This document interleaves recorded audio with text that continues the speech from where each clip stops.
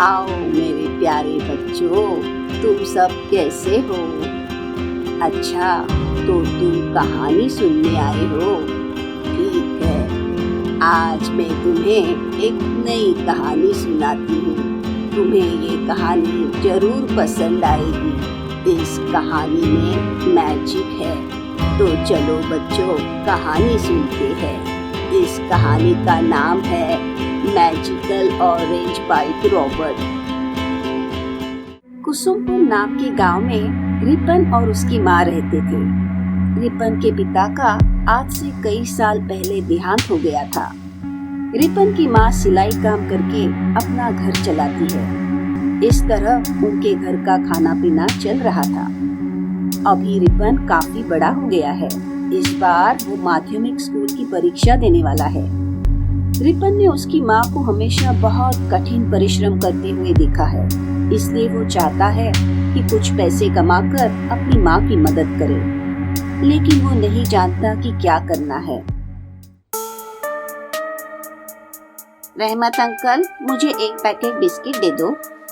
हाँ हाँ, खाओ, बिस्किट खाओ। और तुम कर भी क्या सकते हो? माँ की सिलाई काम के पैसों से खाओ बिस्किट। हाँ, देखो क्या जमाना आया है। इतना बड़ा लड़का कुछ काम नहीं करता, सिर्फ अपनी माँ की कमाई से 2 किताबें लेकर वक्त बर्बाद कर रहा है। ऐसी टिप्पणियाँ सुनकर उदास होकर रिपन वापस अपने घर जाने लगता है। रास्ते पर वो देखता है कि कुछ लोग शहर जाने के लिए गाड़ी का इंतजार कर रहे हैं।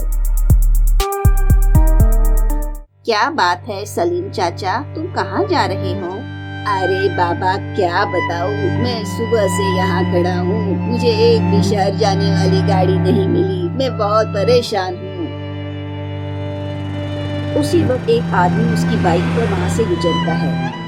काश कोई इस सड़क पर पैसे लेकर यात्रियों को अपनी बाइक पर बिठाकर ले जा सकता तो कितना अच्छा होता। रिपन को चाचा की बात सुनकर एक आइडिया मिलती है। वो अपने मन में सोचने लगता है कि अगर वो एक बाइक खरीदे और उस बाइक पर यात्रियों को शहर ले जाए तो फिर कोई उसे बेरोजगार नहीं कहेगा और वह रोज कुछ न कुछ पैसे कमाएगा। अरे रिपन बेटा, परेशान क्यों दिख रहे हो? क्या हुआ? किसी ने तुम्हें कुछ कहा? माँ, मुझे कुछ काम करना है। तुम अभी पढ़ रहे हो, अब यही तुम्हारा मुख्य काम है, तुम उसी पे ध्यान दो। मैं मानता हूँ कि मेरा मुख्य काम पढ़ना लिखना है, लेकिन मेरे पिता नहीं है और मुझे हमेशा तुम्हारी चिंता रहती है। अगर मैं कुछ नहीं करूँगा तो मेरी माँ भी नहीं होगी। नहीं, मुझे पैसा कमाना है। ठीक है बेटा, अगर तू कुछ करना चाहता है तो यही सही। मैंने कुछ पैसे बचा कर रखे हैं, तुम उसे ले सकते हो, लेकिन ध्यान रहे कि पैसों की बर्बादी न हो। मैंने बहुत साल मेहनत करके वो पैसे इकट्ठा किए हैं, ध्यान रहे। तुम चिंता न करो माँ, मैं तुम्हें पैसे समय पर वापस कर दूंगा। फिर रिपन ने अपनी माँ से पैसे लिए और उस पैसों से उसने एक बाइक खरीदी।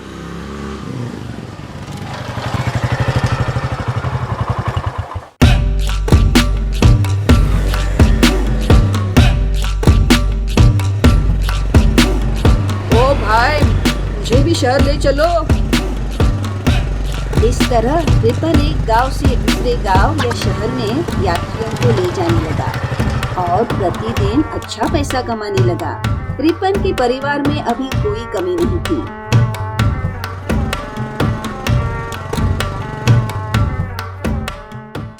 अरे, तुमने खबर सुनी क्या?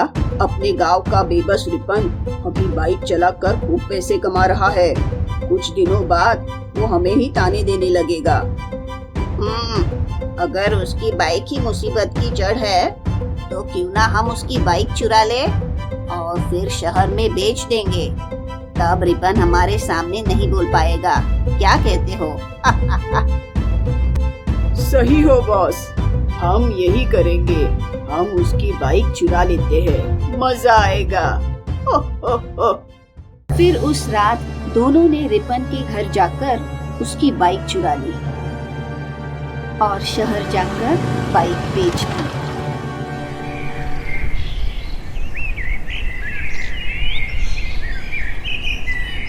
अगली सुबह जब रिपन नींद से उठा तो उसने देखा कि उसकी बाइक वहाँ नहीं थी।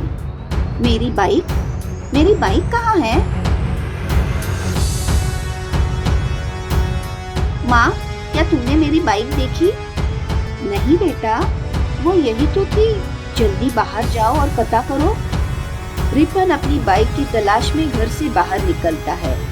सुबह से दोपहर तक वो सब जगह ढूंढता है। अभी शाम होने वाली थी, लेकिन रिपन को उसकी बाइक कहीं नहीं मिली। रिपन बहुत चिंतित और दुखी हो गया था। यह बाइक उसने अपनी माँ के जीवन भर की कमाई के पैसों से ली थी और वही उसने खो दी। अब वो घर जाकर अपनी माँ को क्या जवाब देगा? उदास होकर रिपन एक संतरे के पेड़ के नीचे बैठ गया और रोने लगा।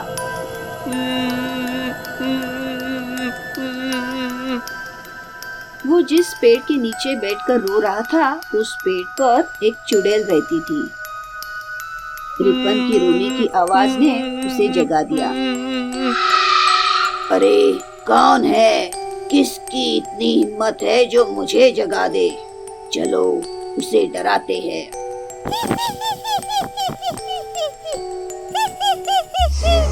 तुम मुझे देखकर क्यों नहीं डरते? मैं देख रही हूँ कि तुम बहुत बहादुर हो। लेकिन चुड़ैल को देखकर रिपन जरा भी नहीं कतराता। वो दुख के मारे रोता ही जाता है। ये देखकर चुड़ैल और भी क्रोधित हो जाती है और रिपन को फटकारती है। ए लड़के, तू क्यों रो रहा है? जल्दी मुझे बता क्या हुआ, नहीं तो मैं तेरी गर्दन मोड़ दूंगी। फिर रिपन रोना बंद कर देता है और चुड़ैल को सारी बात बताता है।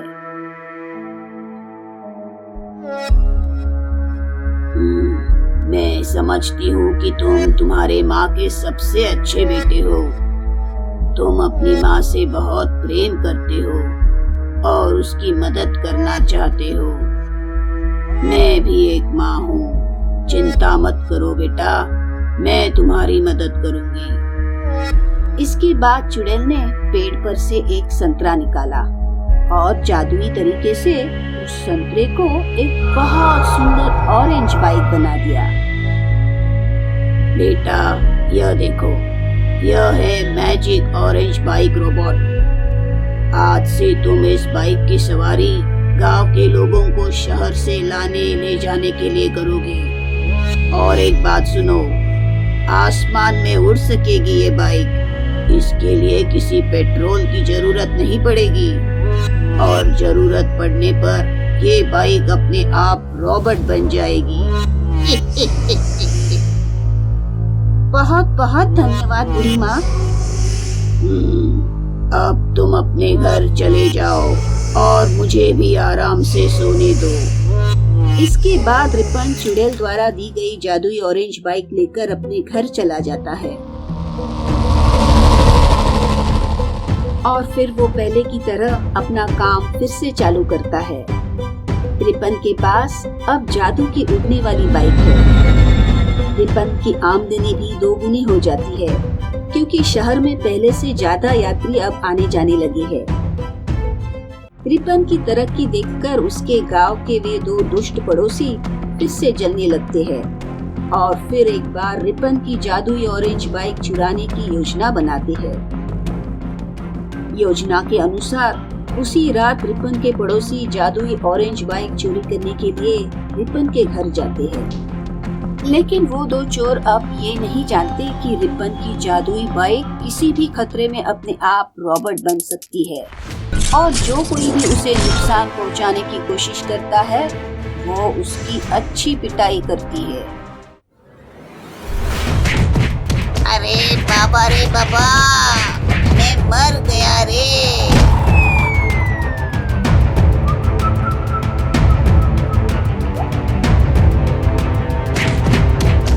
हे भगवान, मुझे बचाओ, मुझे बचाओ कोई।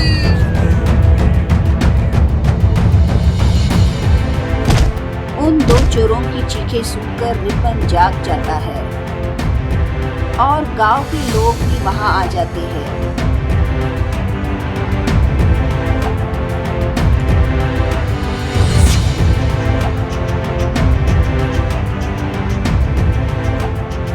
रिपन, हमें बचा लो, नहीं तो ये रॉबर्ट हमें मार देगा।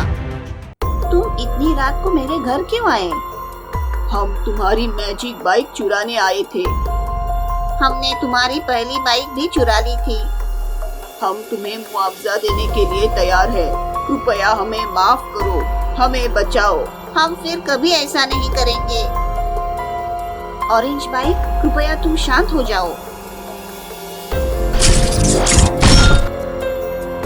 बेटा रिपन, उन्हें अपनी गलती का एहसास हो गया है। उन्हें माफ कर दो बेटा।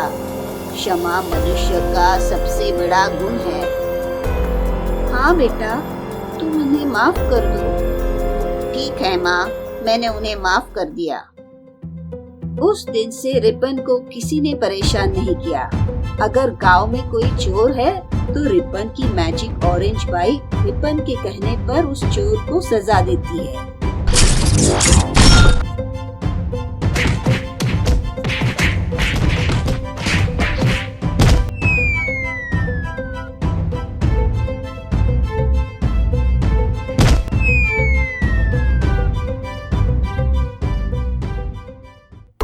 मेरे प्यारे दोस्तों, आज की कहानी यही समाप्त होती है। आपको कहानी कैसी लगी कमेंट्स में जरूर बताइए। अगर आपको कहानी अच्छी लगी हो तो कृपया इसे लाइक करें और अपने दोस्तों के साथ शेयर करें।